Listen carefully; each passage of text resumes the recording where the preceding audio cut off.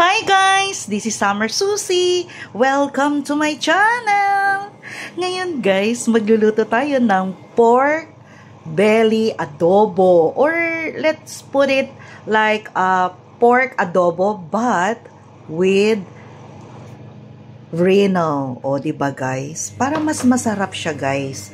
Kasi diba nakakaumay na rin minsan ang adobo, pork adobo toyo with suka, ganon. So, ibahin naman natin ngayon, guys. Maglalagay pa rin tayo ng toyo at suka, but dadagdagan natin, guys, ng Reno and pineapple. O, diba? Para special naman. So, guys, yung mga ingredients nito, guys, of course, yung ating main. Itong ating pork belly. So, itong pork belly, guys, binabad ko na siya, guys, kanina ng ating paminta, lemon, nilagyan ko ng patis at saka yung pineapple juice. Yan. So, matagal-tagal din yan guys na nababad, mga about 2 hours. Tapos, maglalagay tayo ng pineapple chunk. Tapos guys, Reno. Kahit anong Renong brand guys, pwede. Tapos, maglalagay ako ng konting garlic. Ginger. Para wala siyang masyadong lansa. And then, garlic, onion, sili, pangpaanghang. Tapos, beef cubes, tapos butter. And then guys, maglalagay tayo of course nitong suka. So apple cider lang yung gagamitin ko.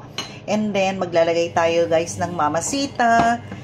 Tapos itong ating toyo, dark soy sauce. Tapos guys, patis. Ayan. Tapos at the end, meron pa pala, ito pa pala guys, black pepper. And then guys, maglalagay ako ng konting-konting sesame oil. Ayan. So, guys, start na tayong magluto. So, guys, maglalagay ako ng 1 kutsarang oil. Ayan, konti lang. Tapos yung ating butter. Ayan, nalusaw na yung butter. Ayan.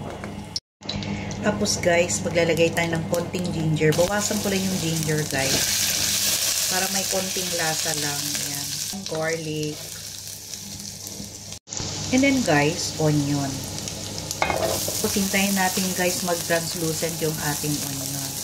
Tapos, ilalagay na natin yung pork later. Then guys, lagay na natin yung ating pork. So, hindi ko muna isasabay guys yung sabaw. Mamaya na lang siya para sa sauce. Ayan. So, mamaya na natin to isasabay guys. Tapos, ihalo-halo natin guys. So, hintayin natin to guys na maluto siya sa sariling niyang oil for about 15 minutes. Guys, check natin guys after 15 minutes. Ayan.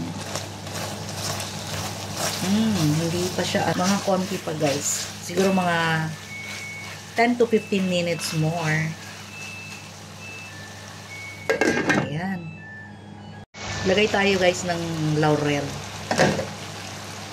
Na natin ng toyo.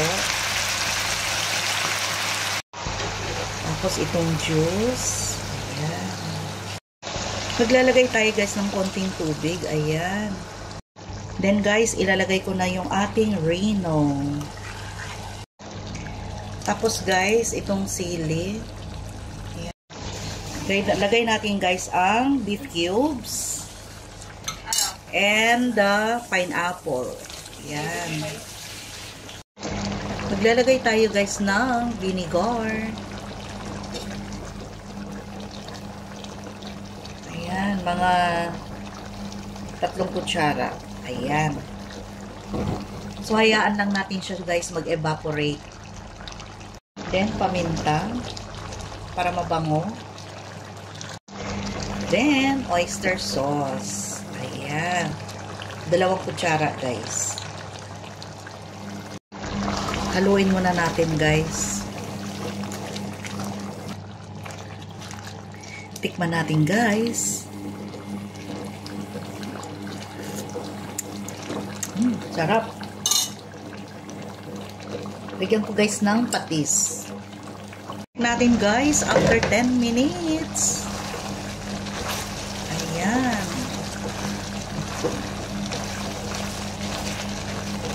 Medyo nasunog lang guys yung iba, pero konti lang naman.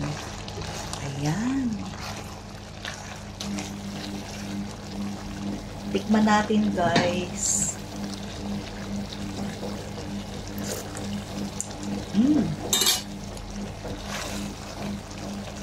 Sarap ba? Pero hindi pa luto guys yung baboy. So, dagdagan ko guys ng tubig ha. Dagdagan natin guys ng isang baso. Ayan. Half cup lang pala. Guys, maglalagay tayo ng konting sesame oil. Konting-konti lang. Ayan. Para manamnam lang siya guys.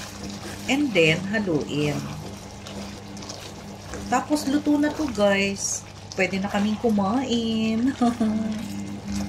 So guys, 'di ba? Naiiba naman siya, hindi na lang yung puro adobo na lang ang dating. Ito naman medyo special. Binawasan ko nga pala guys ng mga laurel kasi super dami na kanina. Ayan. O 'di ba? So painin natin guys ng mga 1 minute na lang. Okay? Natin. Ayan guys, luto na. Ayan guys, so tamang-tama lang yung lambot, yung lasa at namnam. O di ba guys? So guys, ano pang hinihintay ninyo? Gayahin nyo na tong aking pork adobo with Reno. O di ba guys? Naiiba naman siya. So guys, don't forget to like, share and subscribe and comment also in my YouTube channel. Summer Susie. Thank you guys. See you in my next vlog. Ayan guys, ang sarap. Kain na tayo guys. Tara. Bye.